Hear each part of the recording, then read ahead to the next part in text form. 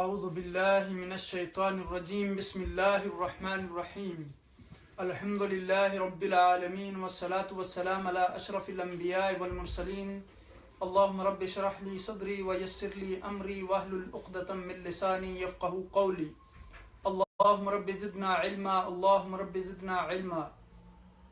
اللہ پاک کی حمد و ثنا اور آقا دو جہاں نبی مکرم تاجدار عرب و جم سید المرسلین خاتم النبیین کی ذات گرامی پر درود و سلام کے بعد، رب کائنات کا احسان عظیم ہے کہ جس نے ہمیں ایک بار پھر یہ فرصت عطا کی کہ ہم اس قرآنی مجلس میں ان مبارک لمحات میں قرآن حکیم کو سمجھنے کے لیے، اس کو صحیح طریقے سے پڑھنے کے لیے اور قرآن کا پیغام دوسرے تک لوگوں تک پہنچانے کے لیے مل کر کوشش کریں۔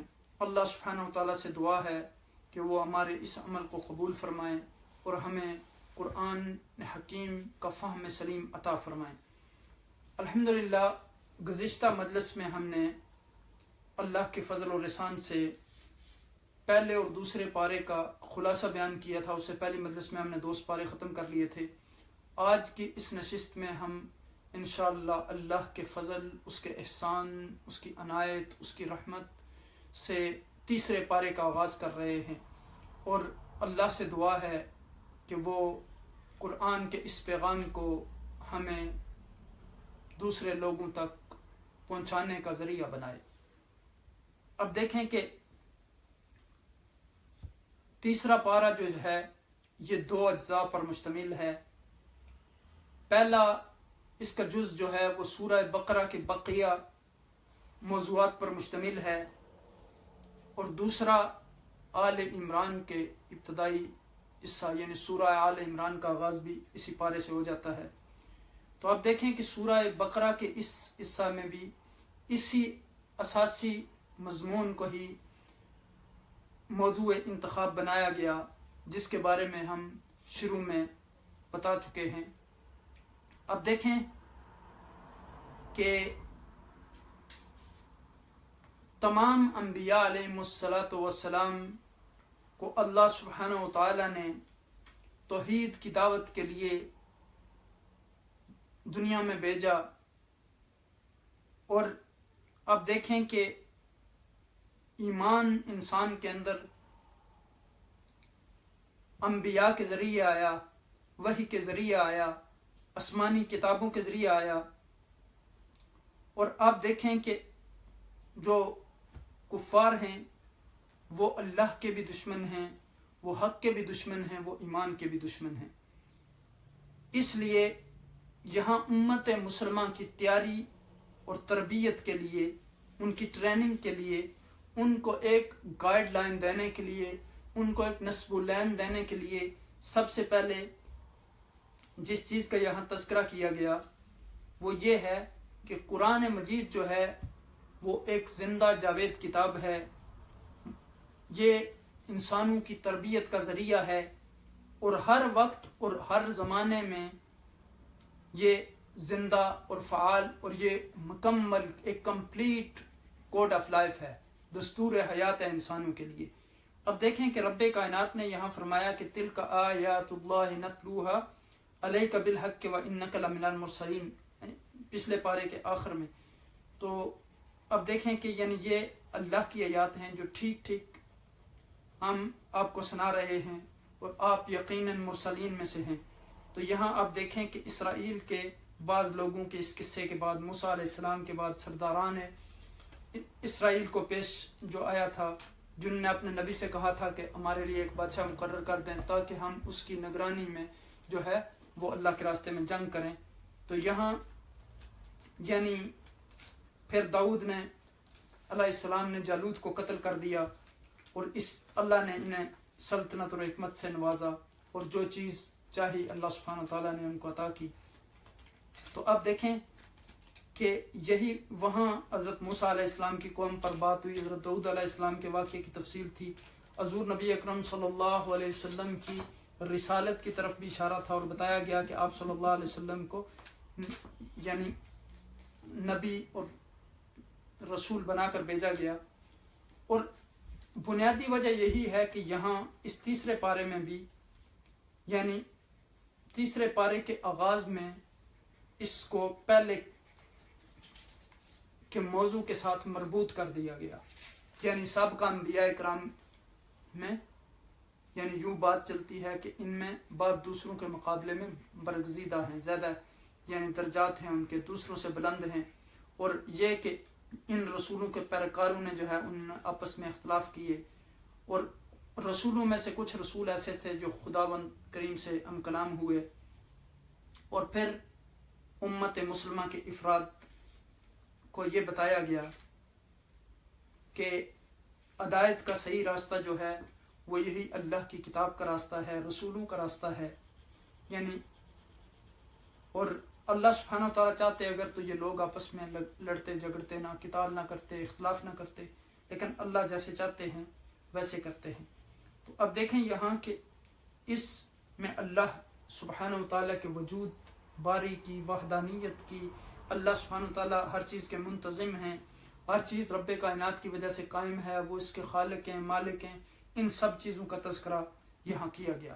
اور اس کے بعد کہ اللہ سبحانہ و تعالیٰ زندہ جاوید ہستی ہے جو تمام کائنات کو ایک سنبھالا دیے ہوئے ہے. اس ذات پاک کے سوا کوئی رب نہیں ہے، کوئی مالک نہیں ہے. وہ نہ سوتا ہے نہ اسے اونگ آتی ہے، زمین آسمان میں جو کچھ بھی ہے اسی کا ہے. یعنی آیت الکرسی کا جو موضوع ہے.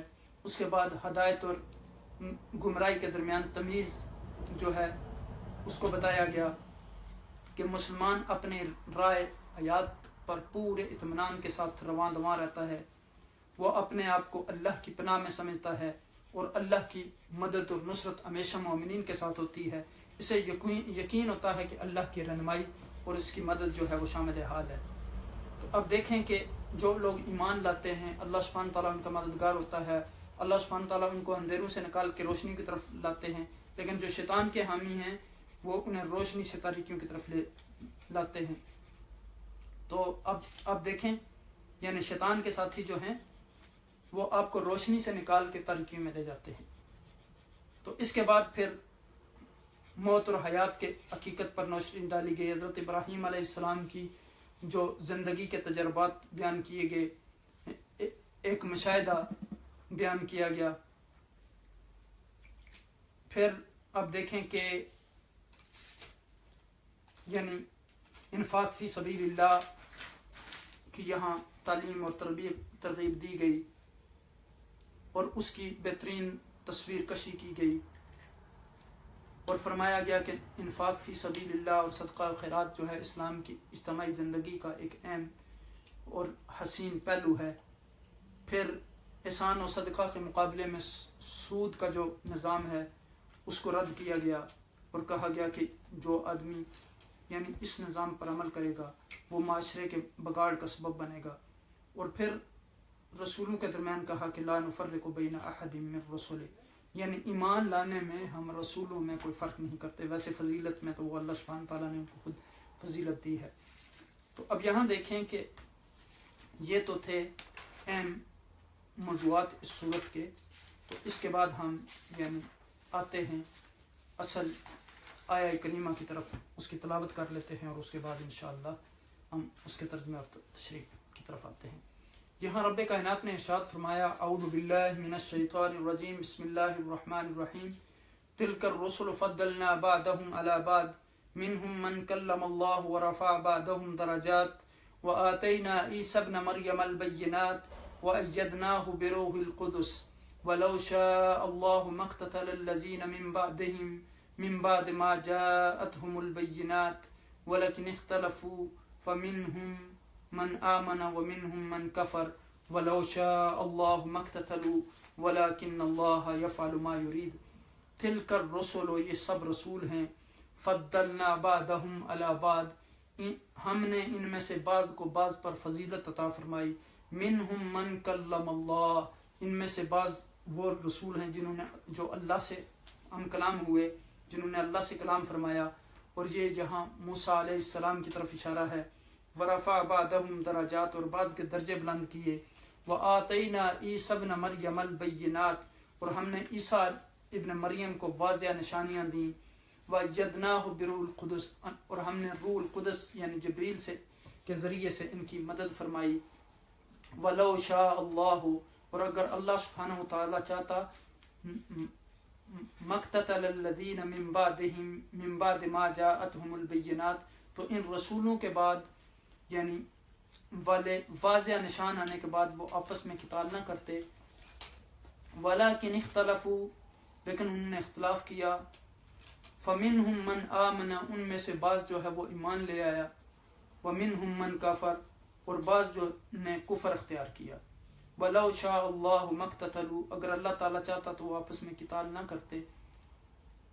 وَلَكِنَّ اللَّهَ يَفْعَلُ مَا يُرِيدُ، لیکن اللہ تعالیٰ وہی کرتا ہے جو چاہتا ہے. اب دیکھیں کہ یہاں یعنی جس طرح نفس سے انسانیت میں انسانیت کے لحاظ سے تمام انسان برابر ہیں. جیسے رب کائنات نے فرمایا کہ یا ایھا الناس انا خلقناکم من ذکر وانثی وجعلناکم شعوبا وقبائل لتعارفوا ان اکرمکم عند اللہ اتقاکم، یعنی اے لوگو میں نے تمہیں پیدا کیا ہے مرد اور عورت سے اور تمہارے قبیلے بنائے تاکہ تم ایک دوسرے کو پہچانو، ایک دوسرے کے ساتھ تعارف کرو، لیکن تم میں سے زیادہ عزت والا، زیادہ احترام والا، زیادہ اکرام والا، زیادہ رسپیکٹفل آدمی وہ ہے جو تقوی والا ہے. اللہ سبحانہ وتعالیٰ کے ہاں یعنی جو زیادہ مکرم ہے، معزز ہے، وہ ہے جو اللہ سے ڈرنے والا ہے، تقوی اختیار کرنے والا ہے. تو لیکن صلاحیتوں کے اعتبار سے مختلف انسانوں میں بھی فرق ہے. اللہ سبحانہ وتعالیٰ نے مختلف انسانوں کو مختلف صلاحیتیں دی ہیں. اسی طرح انبیاء سب نبی جو ہیں وہ برابر نہیں ہیں کمالات و مراتب کے اعتبار سے، بعض کو بعض پر فضیلت رب کائنات نے عطا فرمائی ہے. اور سب سے افضل نبی آخر الزمان، تاجدار عرب، سید المرسلین، خاتم النبیین صلی اللہ علیہ وسلم کو اللہ سبحانہ وتعالیٰ نے بہت بلند مقام اور مرتبہ عطا فرمایا. اب دیکھیں کہ رب کائنات نے خود قرآن حکیم میں فرمایا کہ وَرَفَعْنَا لَكَ ذِكْرَكَ، اے محبوب صلی اللہ علیہ وسلم ہم نے آپ کو بلند مرتبہ عطا فرمایا. پھر فرمایا کہ اِنَّا أَعْطَيْنَاكَ الْكَوْثَرَ، ہم نے آپ کو حوض کوثر عطا فرمایا. پھر فرمایا کہ آپ صلی اللہ علیہ وسلم کو معراج کروایا گیا. سبحان الذی اسریٰ بعبدہ لیلا من المسجد الحرام الى المسجد الاقصى الذي باركنا حوله لنريه من آیاتنا انه هو السمیع العلیم.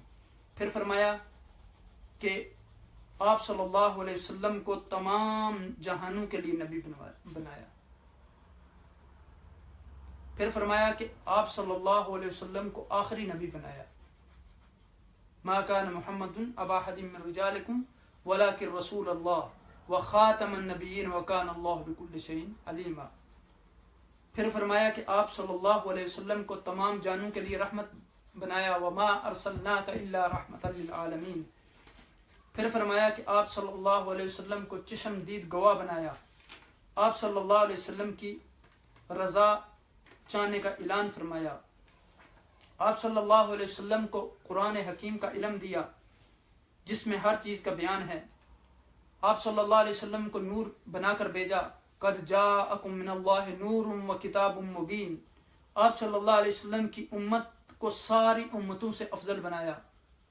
کنتم خیر امت اخرجت للناس. اور یہ ابھی ہم نے جو پچھلے پارے میں پڑھا تھا کہ وجعلناکم امتن، یعنی آپ کو درمیانی امت بنایا، امت وسط. تو آپ یعنی دیکھیں کہ یہاں اس آیہ کریمہ میں یعنی پھر فرمایا کہ آپ صلی اللہ علیہ وسلم کی امت کو تمام امتوں سے افضل فرمایا. کنتم خیر امت اخرجت للناس. تو پھر آپ صلی اللہ علیہ وسلم کے دین کو گزشتہ ادیان کے لیے ناسخ قرار دیا اور فرمایا کہ الیوم اکملت لکم دینکم واتممت علیکم نعمتی ورضیت لکم الاسلام. اور پھر کہیں فرمایا کہ لقد کان لکم فی رسول اللہ اسوۃ حسنہ، رسول اللہ صلی اللہ علیہ وسلم کی ہستی جو ہے وہ آپ کے لیے بہترین نمونہ ہے۔ کہیں فرمایا کہ ما اتاکم الرسول۔ تو اب دیکھیں کہ حضور نبی اکرم صلی اللہ علیہ وسلم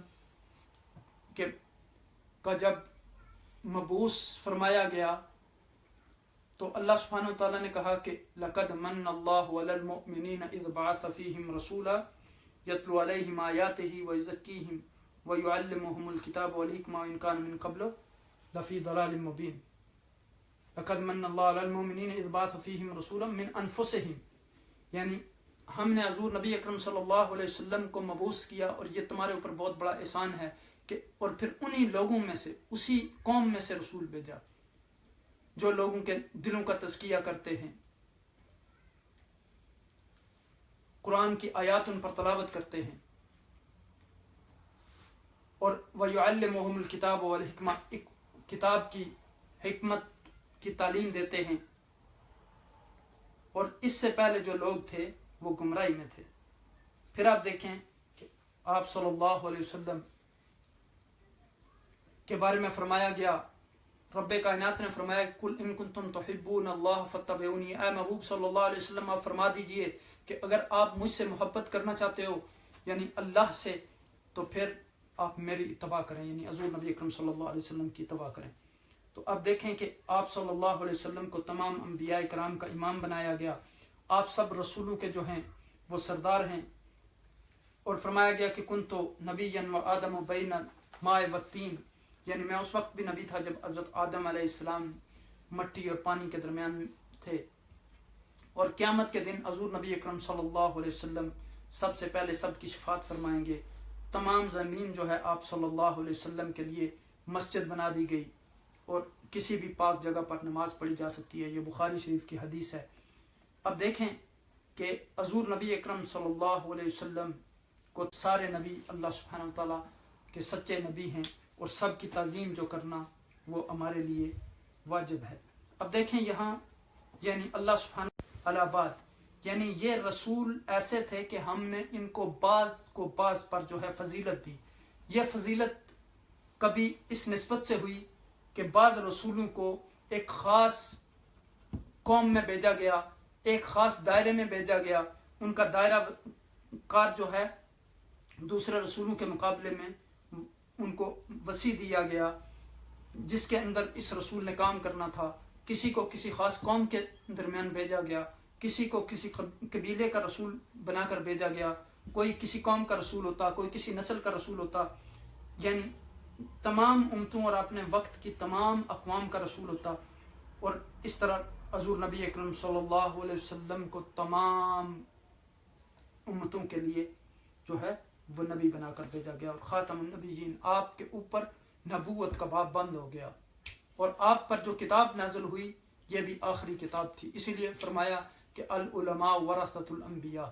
اس کے بعد پھر یہ جو میسج ہے انبیاء کرام رضوان اللہ علیہم اجمعین کا، وہ علماء کرام کے ذریعے جو ہے وہ ڈیلیور ہوگا، اس لیے ان کو اس علم کی یعنی وارث قرار دیا، اس میراث کا ان کو۔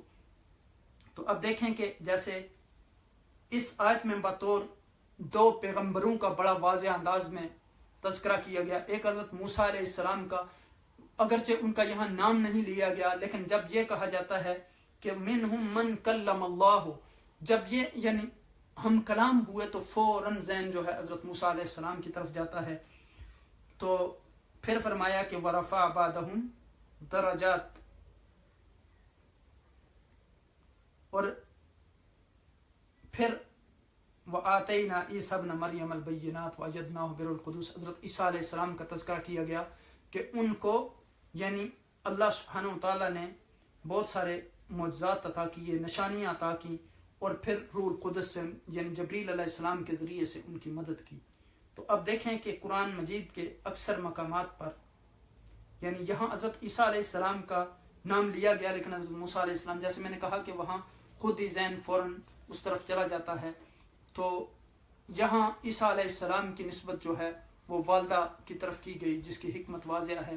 اس لیے کہ نزول قرآن کے زمانے میں حضرت عیسیٰ علیہ السلام کے بارے میں بے شمار قصے مشہور تھے، نعوذ باللہ یہ کہ وہ اللہ کے بیٹے ہیں، ان کا مزاج جو ہے لعوت و نسوت کا مرکب تھا، یا نعوذ باللہ وہ منفردن خود ایک الہ تھے۔ تو اس طرح کے تصورات، جن سب تصورات کو رد کر دیا گیا کہ وَآتَيْنَا عِیسَیٰ ابْنَ مَرْیَمَ الْبَیِّنَاتِ، تو سارے ان جو نظریات کو ہے وہ رد کر دیا گیا۔ پھر آپ دیکھیں کہ جبریل علیہ السلام کے ذریعے تائید کی، اور بینات میں سے سب سے پہلے جو ہے وہ انجیل آتی ہے جو حضرت عیسیٰ علیہ السلام کو دی گئی، اور وہ معجزات بھی آتے ہیں کہ جو حضرت عیسیٰ علیہ السلام کے ہاتھوں ظاہر ہوئے، جن سے مخالفین بنی اسرائیل کے مقابلے میں آپ کی تائید ہوئی، اور اس کی تفصیل جو ہے وہ قرآن کی دوسری آیات میں موجود ہے۔ اب دیکھیں یہاں کہ فرمایا کہ وَلَوْ شَاءَ اللَّهُ مَا اقْتَتَلَ الَّذِينَ مِن بَعْدِهِم مِّن بَعْدِ مَا جَاءَتْهُمُ الْبَيِّنَاتُ وَلَكِنِ اخْتَلَفُوا فَمِنْهُم مَّنْ آمَنَ وَمِنْهُم مَّنْ كَفَرَ وَلَوْ شَاءَ اللَّهُ مَا اقْتَتَلُوا وَلَكِنَّ اللَّهَ يَفْعَلُ مَا يُرِيدُ، یعنی اگر اللہ چاہتا تو ممکن نہ تھا کہ ان رسولوں کے بعد جو لوگ نشانیاں دیکھ چکے تھے وہ آپس میں لڑتے۔ اللہ کی مشیت یہ نہ تھی کہ وہ لوگوں کو جبراً اختلاف سے روکے، اس وجہ سے انہوں نے بام اختلاف کیا، پھر کوئی ایمان لے آیا، کسی نے کفر کی راہ اختیار کر لی۔ ہاں اگر اللہ سبحانہ وتعالیٰ چاہتے تو وہ ہرگز نہ لڑتے، مگر اللہ جو چاہتا ہے وہ کرتا ہے۔ یہ دیکھیں کہ یہاں یعنی یہ بتایا گیا کہ ہر چیز جو ہے وہ اللہ سبحانہ وتعالیٰ کے ہاتھ میں ہے۔ اگر اللہ سبحانہ وتعالیٰ چاہتے تو وہ ہرگز نہ لڑتے، اگر اللہ سبحانہ وتعالیٰ یہ فیصلہ فرما دیتے تو وہ کبھی بھی آپس میں نہ لڑتے، لیکن ان کے درمیان اختلاف ہوا۔ یہاں یہ بھی حکمت تھی تاکہ لوگ یہ نہ سمجھیں کہ فورس کے ذریعے کسی کو لا اکراہ فی الدین، تو پھر فرمایا کہ وَلَكِنَّ اللَّهَ يَفْعَلُ مَا يُرِيدُ، یعنی اللہ سبحانہ وتعالیٰ جو چاہتے ہیں وہ کرتے ہیں، یعنی ہر چیز جو ہے وہ اللہ سبحانہ وتعالیٰ کے قبضہ قدرت میں ہے۔ اب دیکھیں کہ یہاں تِلْكَ الرُّسُلُ فَضَّلْنَا بَعْضَهُمْ عَلَىٰ بَعْضٍ مِّنْهُم مَّن كَلَّمَ اللَّهُ وَرَفَعَ بَعْضَهُمْ دَرَجَاتٍ وَآتَيْنَا عِیسَیٰ ابْنَ مَرْیَمَ الْبَیِّنَاتِ وَأَیَّدْنَاهُ بِرُوحِ الْقُدُسِ وَلَوْ شَاءَ اللَّهُ مَا اقْتَتَلَ الَّذِينَ مِن بَعْدِهِم مِّن بَعْدِ مَا جَاءَتْهُمُ الْبَيِّنَاتُ وَلَكِنِ اخْتَلَفُوا فَمِنْهُم مَّنْ آمَنَ وَمِنْهُم مَّنْ كَفَرَ وَلَوْ شَاءَ اللَّهُ مَا اقْتَتَلُوا وَلَكِنَّ اللَّهَ يَفْعَلُ مَا يُرِيدُ، یعنی یہ رسول ہیں جن میں سے ہم نے بعض کو بعض پر فضیلت دے رکھی ہے، ان میں سے بعض وہ ہیں جن سے خدا تعالیٰ نے بات چیت کی، اور بعض کے درجے بلند کیے، اور انہوں نے عیسیٰ علیہ السلام کو معجزات عطا فرمائے اور روح القدس سے ان کی تائید کی۔ اگر خدا سبحانہ و تعالیٰ چاہتا تو ان کے بعد والے اپنے پاس دلیلیں آ جانے کے بعد ہرگز آپس میں لڑائی نہ کرتے، لیکن ان لوگوں نے اختلاف کیا، ان میں سے بعض تو مومن ہوئے اور بعض کافر۔ اگر خدا چاہتا تو یہ آپس میں نہ لڑتے، لیکن اللہ تعالیٰ جو چاہتا ہے کرتا ہے۔ اب دیکھیں کہ یہاں رسولوں کے مراتب بیان ہو رہے ہیں، جیسے رب کائنات نے ایک دوسری جگہ پہ قرآن حکیم میں ارشاد فرمایا وَلَقَدْ فَضَّلْنَا بَعْضَ النَّبِيِّينَ عَلَىٰ بَعْضٍ وَآتَيْنَا دَاؤُودَ زَبُورًا، ہم نے بعض نبیوں کو بعض پر فضیلت دی، اور حضرت داؤد علیہ السلام کو ہم نے زبور عطا کی۔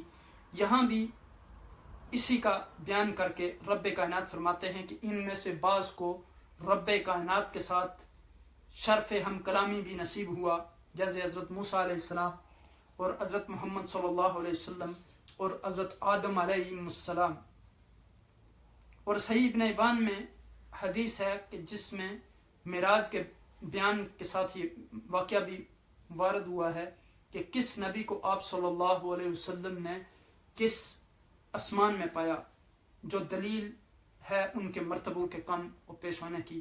ہاں ایک حدیث میں ہے کہ ایک مسلمان اور یہودی کی کچھ آپس میں بات چیت ہو گئی، تو یہودی نے کہا قسم ہے اس خدا کی کہ جس نے موسیٰ کو تمام جہان والوں پر فضیلت دی، تو مسلمان سے ضبط نہ اس کا، اس نے اٹھا کر اس کو ایک تھپڑ مار دیا اور کہا کہ اے خبیث، کیا ہمارے نبی حضرت محمد صلی اللہ علیہ وسلم سے بھی وہ افضل ہیں؟ یہودی نے سرکار نبی صلی اللہ علیہ وسلم میں آ کر شکایت کی، آپ نے فرمایا مجھے نبیوں پر فضیلت نہ دو، قیامت کے دن سب بے ہوش ہوں گے، سب سے پہلے میں ہوش میں آؤں گا اور میں دیکھوں گا کہ حضرت موسیٰ علیہ السلام خدا کے عرش کا پایا تھامے ہوئے ہوں گے، مجھے نہیں معلوم کہ وہ مجھ سے پہلے ہی ہوش میں آ گئے ہوں گے یا سرے سے بے ہوشی نہیں ہوئے تھے اور طور کی بے ہوشی کے بدلے یہاں کی بے ہوشی سے بچا لیے گئے، بس مجھے نبیوں پر فضیلت نہ دو. ایک اور روایت میں ہے کہ پیغمبروں کے درمیان فضیلت نہ دو.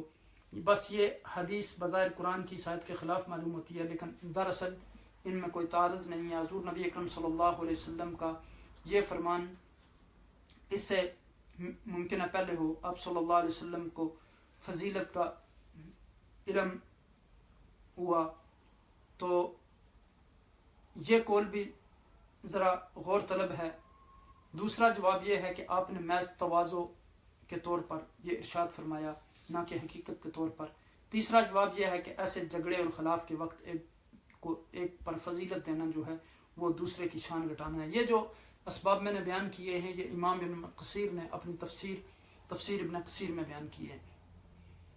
تو اب دیکھیں کہ انہوں نے کہا کہ چوتھا سبب یہ ہے کہ تم فضیلت نہ دو، یعنی اپنی رائے اور اپنے خیال اور اپنے ذہنی تعصب سے نبی کو دوسرے نبی پر فضیلت نہ دو. پانچواں یہ فرمایا کہ فضیلت و تکریم کا فیصلہ تمہارے بس کا نہیں، بلکہ یہ یعنی تمہارا کام یہ ہے، یہ خدا کی طرف سے ہے، وہ جسے فضیلت عطا کر دے تم اسے مان لو.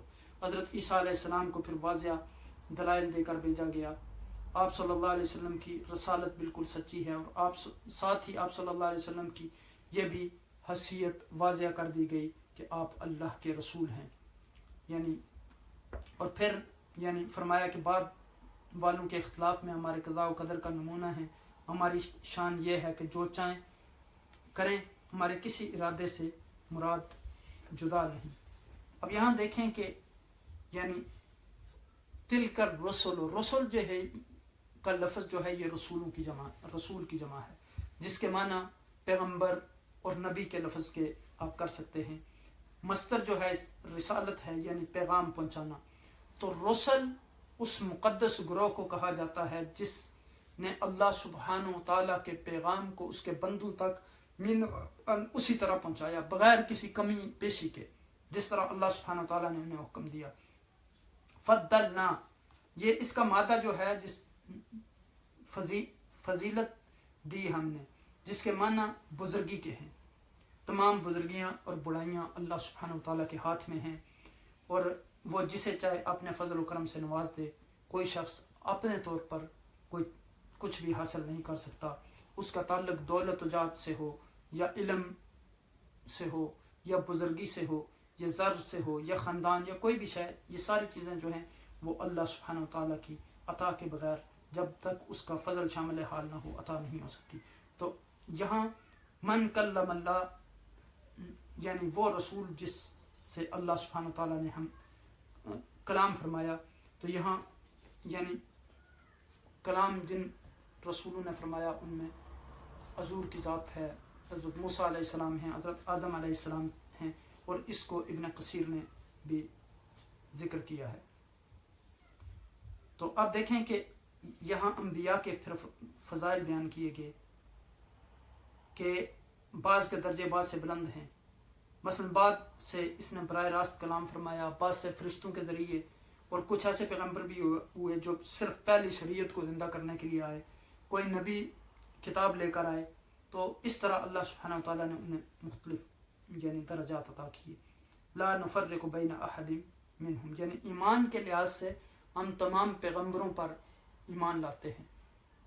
یعنی اب دیکھیں کہ قرآن کے شروع میں بھی یہ حکم دیا گیا کہ جہاں متقین کی صفات بیان کی گئیں کہ وہ لوگ جو پہلی کتابوں پر بھی ایمان لاتے ہیں، آپ پر جو کتاب نازل ہوئی اس پر بھی ایمان لاتے ہیں، اور اس آپ سے پہلی کتابوں پر بھی، یعنی تورات، زبور، انجیل، اور سارے انبیاء پر بھی.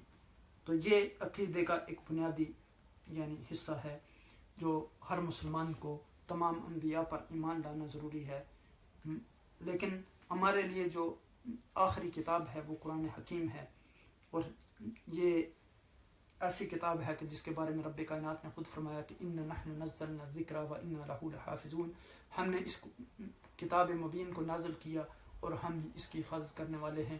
اسی لیے اس کتاب کا معجزہ ہے کہ آج تک کوئی اس کی زیر، زبر، شد، مد کوئی بھی چینج نہیں کر سکا. جہاں دنیا کے کونے میں چلے جائیں وہی قرآن آپ کو ملے گا.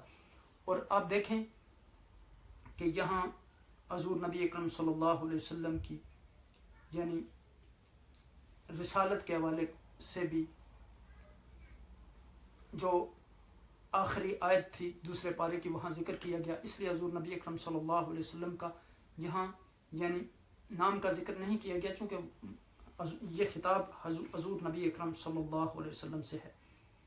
تو اب دیکھیں کہ مریم علیہ السلام کا بیٹا کہہ کر یعنی ان ساری جو باطل عقائد تھے ان کا رد پیش کر دیا گیا، اور پھر حضرت عیسیٰ علیہ السلام کے معجزات سے مراد وہ تمام کھلی نشانیاں اور معجزے ہیں جو حضرت عیسیٰ علیہ السلام کو دیے گئے، جیسے جنہیں دیکھ کر ہر عقل مند آدمی جو ہے وہ حضرت عیسیٰ علیہ السلام کو نبی مان لینے پر جو ہے وہ مجبور ہو گیا۔ تو اس میں آپ دیکھیں کہ مردوں کو اللہ کے حکم سے زندہ کرنا، جو جلد کی بیماری تھے اس کا علاج، یعنی اللہ سبحانہ و تعالیٰ نے ان کو بے شمار معجزات عطا فرمائے۔ تو اللہ سبحانہ و تعالیٰ سے دعا ہے کہ وہ ہمیں ان آیات مبارکہ پر عمل کرنے کی توفیق عطا فرمائے۔ یعنی ایک اور حدیث جو صحیح بخاری میں ہے کتاب التفسیر میں کہ لا تخیرونی من بین الانبیاء، یعنی مجھے تم انبیاء کے درمیان فضیلت نہ دو۔ تو یہاں یعنی فضیلت کا انکار لازم نہیں آتا، بلکہ یہ امت کو انبیاء علیہ الصلاۃ والسلام کی بابت ادب و احترام سکھایا گیا۔ تو آپ دیکھیں کہ حضور نبی اکرم صلی اللہ علیہ وسلم کو رب کائنات نے بے شمار شانوں سے نوازا، اور تمام نبیوں پر نبی صلی اللہ علیہ وسلم کی فضیلت اور جو اشرفیت ہے مسلمہ ہے، اور اہل سنت والجماعت کا یہ متفقہ عقیدہ ہے جو نصوص و کتاب سنت سے بھی ثابت ہے۔ اس کی تفصیل کے لیے آپ تفسیر فتح القدیر امام شوکانی کی دیکھ سکتے ہیں، تفسیر ابن کثیر دیکھ سکتے ہیں، اسی طرح تفسیر سعدی کو دیکھ سکتے ہیں، تفسیر احکام القرآن کو دیکھ سکتے ہیں، تفسیر زبدۃ التفسیر کو دیکھ سکتے ہیں۔ اس طرح بے شمار یعنی تفاسیر ہیں، اور معاصرین کے تفاسیر میں سے تفسیر ضیاء القرآن ہے، اسی طرح یعنی اور بھی بے شمار تفاسیر ہیں آپ کے سامنے۔ تو مزید آپ اگر اس کی تفسیر کو سمجھنا چاہتے ہیں تو آپ یعنی اس آیت کی تفسیر مختلف جو تفاسیر میں پڑھ سکتے ہیں۔ اللہ سبحانہ و تعالی ہمیں اس آیہ مبارکہ کے تمام احکامات پر عمل کرنے کی توفیق عطا فرمائے، ہمیں تمام انبیاء کا ادب احترام کرنے کی توفیق عطا فرمائے، اور ان پر ایمان لانا جو ہے وہ ہر مسلمان کے لیے فرض ہے۔ ایمان میں ہم فرق نہیں کرتے، جو اللہ سبحانہ و تعالیٰ نے ان کو فضیلتیں دی ہیں ان کو ماننا ہر مسلمان پر جو ہے وہ فرض ہے۔ اللہ سبحانہ و تعالیٰ ہمیں ان تمام آیات مبارکہ کے احکامات پر عمل کرنے کی توفیق عطا فرمائے، اور ہمیں اختلاف سے بچائے۔ آج امت مسلمہ کو اتحاد اور اتفاق، اور بالخصوص اہل سنت والجماعت کو بہت زیادہ ضرورت ہے۔ اللہ سے دعا ہے کہ وہ اس امت کو اتحاد اور اتفاق کی نعمت سے سرفراز فرمائے۔ اللہ سبحانہ و تعالی تمام مظلوموں کے حال پر رحم و کرم فرمائے، جہاں جہاں مسلمان مظلوم ہیں، کشمیر میں، فلسطین میں، جہاں بھی اللہ سبحانہ و تعالی سب کے حال پر رحم و کرم فرمائے۔ بیت المقدس کو اللہ سبحانہ و تعالی آزاد فرمائے، اور پاکستان کے حال پر اللہ سبحانہ و تعالی رحم و کرم فرمائے۔ یہاں ہمارے اس برطانیہ میں بھی تمام لوگوں کے حال پر رحم و کرم فرمائے۔ تمام انسانیت کو اللہ سبحانہ و تعالی جو ہے وہ امن کی نعمت عطا فرمائے۔ جزاکم اللہ خیر۔ اللہ سبحانہ و تعالیٰ آپ سب کو جزائے خیر عطا فرمائے، آپ کی پریشانیوں کو آسانیوں میں بدلیں۔ اللہ سبحانہ و تعالیٰ آپ کے دلوں کو قرآن کے نور سے مزین فرمائے۔ آپ سے میری التماس ہے کہ جس طرح آپ دوسرے ویڈیوز دوسرے لوگوں کے ساتھ شیئر کرتے ہیں، قرآن کا یہ پیغام پھیلانے کے لیے آئیں، مل کر قرآن کے پیغام کو پھیلائیں۔ آپ یہ ویڈیو شیئر کرنا دوسروں کے ساتھ نہ بھولیں۔ اللہ سبحانہ و تعالیٰ آپ کو اجر عظیم عطا فرمائیں گے، اور آپ قرآن کے پھیلانے کا ذریعہ بنیں گے۔ حضور نبی اکرم صلی اللہ علیہ وسلم نے فرمایا کہ بلغوا انی ولو آیہ، اگر آپ کو ایک آیت بھی معلوم ہو گئی تو اس کو بھی دوسرے لوگوں تک پہنچائیں۔ وما علینا الا البلاغ۔ السلام علیکم ورحمۃ اللہ وبرکاتہ۔